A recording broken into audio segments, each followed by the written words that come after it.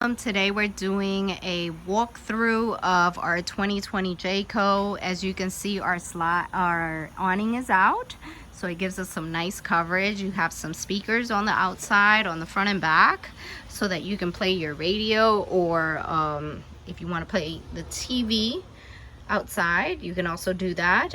The coach battery is right there, and you won't need to access it, but just in case, that is the location.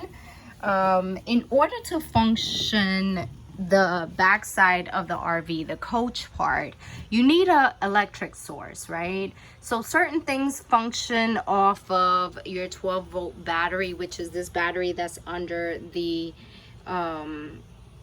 steps.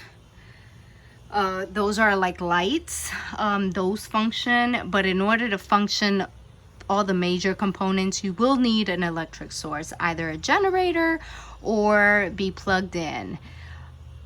You can run your generator on the road. You just have to be cautious of open flames. Other than that, you can be on the highway running your generator so that the kiddos in the back can watch a movie or can have the AC on in the coach part. Now, when you get to your campsite, what I suggest is that you immediately plug into the electric source or the water. Hopefully both are available to you, and you would simply hook those on, and then I suggest you let your slide out so that you can get comfortable on the inside. This panel right here gives you everything you need, most of everything.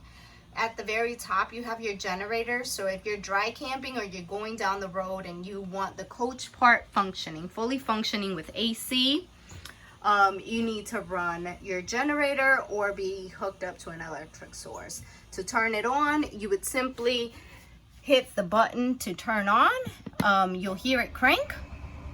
Once you hear it crank, you can release it. In order to turn off your generator, you would simply hit the stop button, and that will turn off your generator. As you can see, it gives you the hours that you have used your generator. Below that, you have your slide button. In order to bring your slide in or out, you will need to continuously hold the slide button until your slide is completely in or out. Because if you let it go halfway, it will get your slide out of track. So that's one of the most important things. So I'll show you how to bring the slide in a few minutes.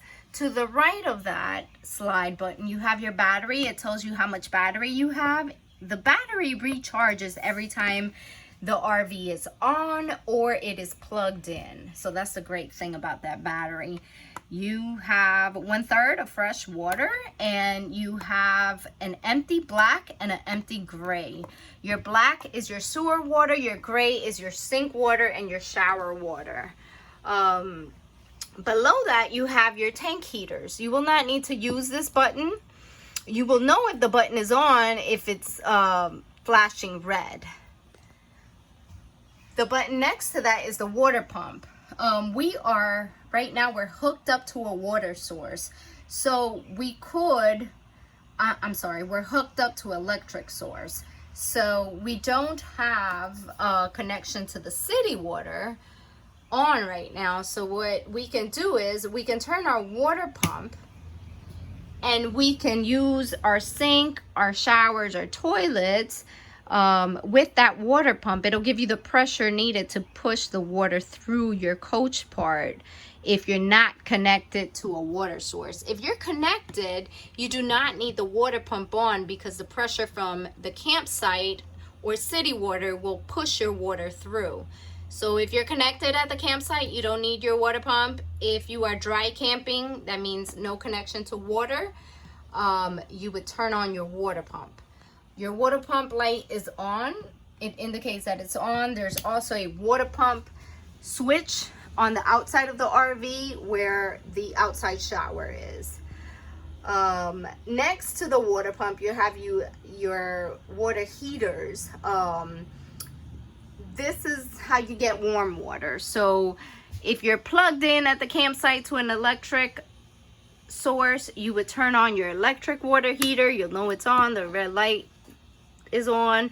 Turn it off. You just simply bring it down and you'll see that there's no light on. If you are at the campsite and you want to warm up your water quicker, what you can do is you're hooked up to electric. You would turn on your electric, and you can also turn on your LP. That's your propane. So it will pull from that to warm up your water quicker.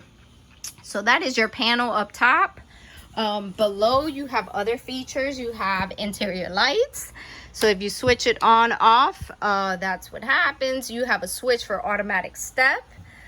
You can turn that on and off. The only caution is if your vehicle, if your step is out and you leave with your vehicle with your step out. You have exterior lights, so if you hit the switch, those lights will come on. You also have awning lights down below. So as you can see, those lights are right there, and this is, I'm hitting the awning in and out switch to bring those lights out. In order to retract, you would just press the awning in or out. So I will bring it in, and as you can see, it will just bring the awning in all the way.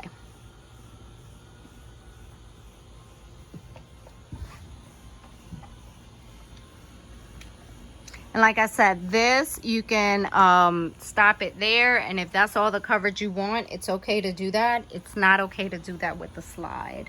So you can, I'm just gonna bring it in all the way since we're gonna put it up.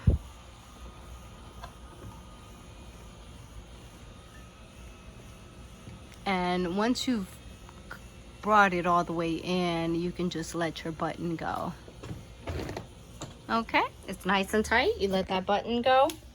The TV is fully functioning when you're plugged in or when you run your generator.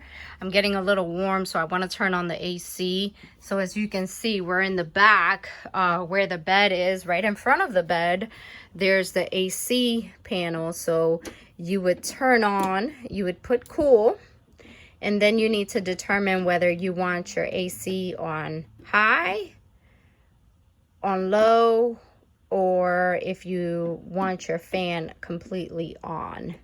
So we want it on cool and we want it high setting.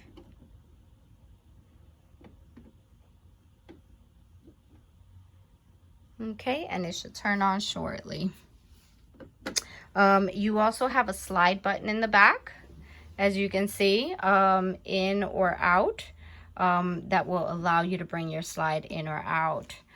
You have a light above the bed. You also have reading lights in the back that you can use.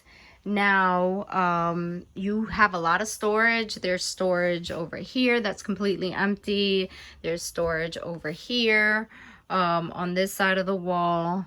These, one of the drawers has the comforter in there.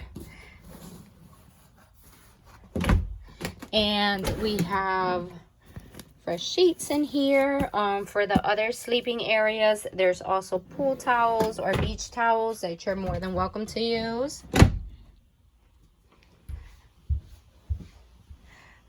There's also more storage underneath. There is a cover that's up here that will go onto these Velcro sticky things that will provide you with more privacy in the back once you're parked at your destination. This cushion folds back out to give you a very large queen size bed at the bunk area. So what you would do is simply unfold it, make sure that it fits in the grooves, and you have a ladder that would go inserted here so that the person or persons that are sleeping above can easily access that sleeping area. And it's a very large area. There's also extra storage up there. Let's say you get to